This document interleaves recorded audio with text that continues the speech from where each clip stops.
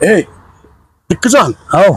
Ey, anan varın. Ne mulay? Ey, bana vara. Şu teyze koyan oyunumuzda. Oh. Ey, dürlü hayvanları kunduryalar o. Ayo öyle.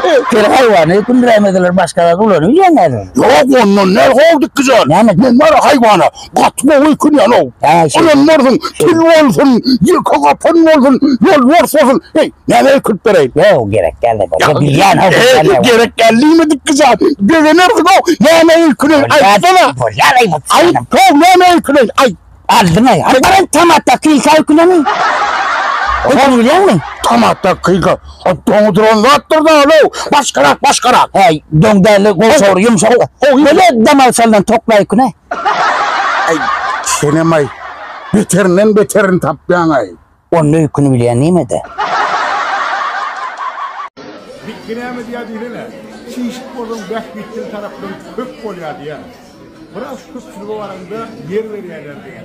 Biraz maskinin önüne miniriyorlar diye. Yani bu gururumun oğulcağına değişirlerdir. Diye mağa değişti.